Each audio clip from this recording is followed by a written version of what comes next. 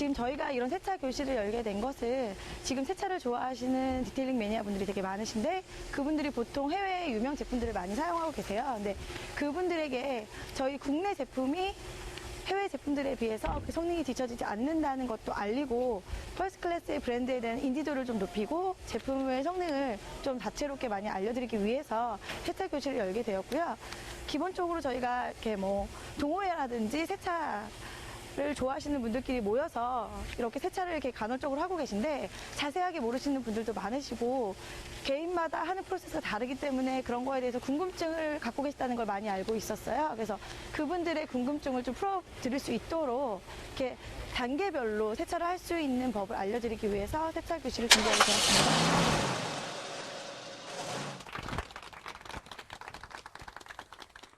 안녕하십니까. 저 방금 전에 소개받은 디테일링 코리아라는 그 디테일링 샵을 운영하고 있는 김재영이라고 합니다. 이 앞에 보면 굉장히 많은 제품들이 지금 진열이 되어 있는데요. 아마 세차를 한 번도 안 하신 분이라면 세차하는데 이렇게 많은 것들이 필요해?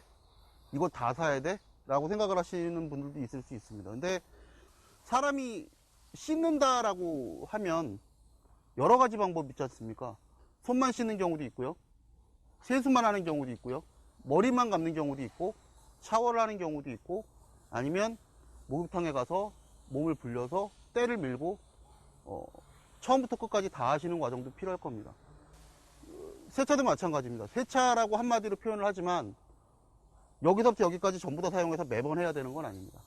사람이 손만 씻어야 될 때가 있듯이 자동차도 손만 씻는 해당되는 작업이 필요할 때가 있습니다. 여러분들이 세차에서 가장 아마 익숙한 게 카샴푸일 거예요. 퍼스트 클래스는 워시앤왁스라는 제품이 있는데요. 두 개 보면 색깔이 다릅니다. 아시는 분도 있겠지만 이건 밝은색 차량에 주로 쓰이는 카샴푸고요.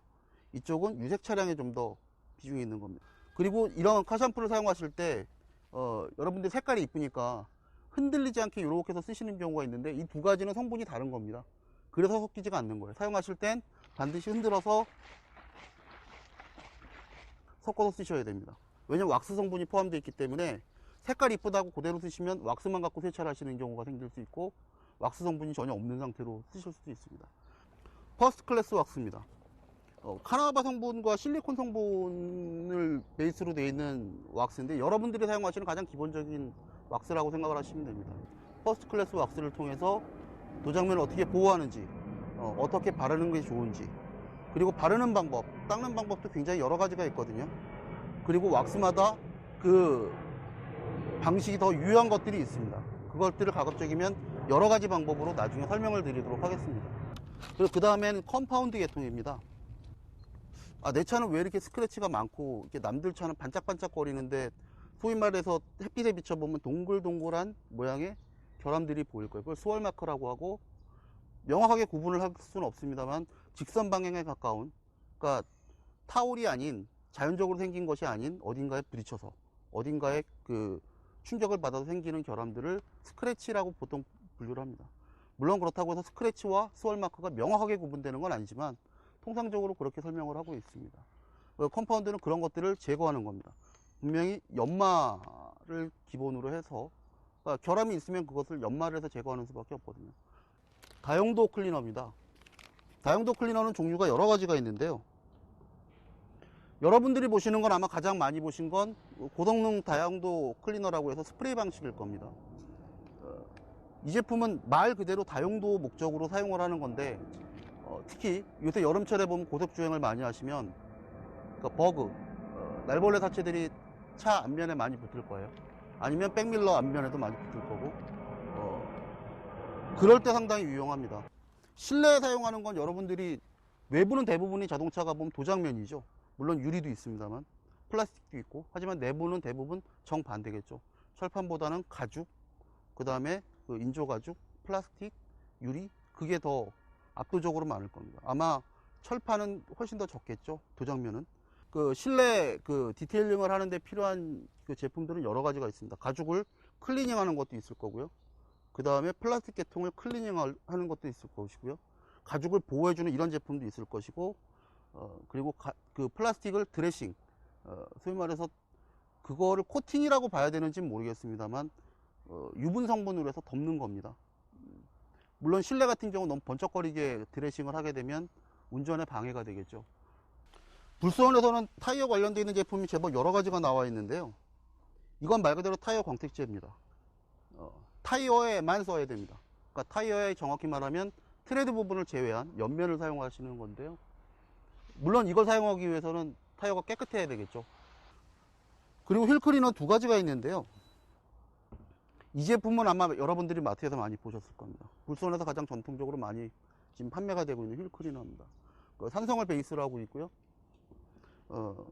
휠 클리너 성능은 상당히 뛰어난데 아까 좀 이따가도 제가 설명을 드리겠습니다. 실습할 때도 휠 클리너는 어떤 제품이든지 간에 사용하실 때 휠, 타이어, 그 다음에 그 안에 있는 브레이크, 캘리퍼 등등이 열이 빠져 있는 상태에서 진행을 하시는 게 좋습니다.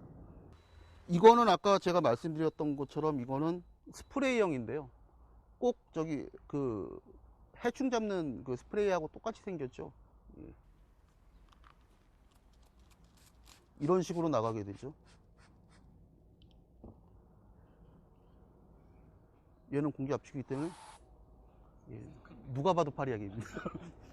이거는 제가 최근에 많이 사용하는 제품인데요. 타이어 쉴드라는 제품입니다.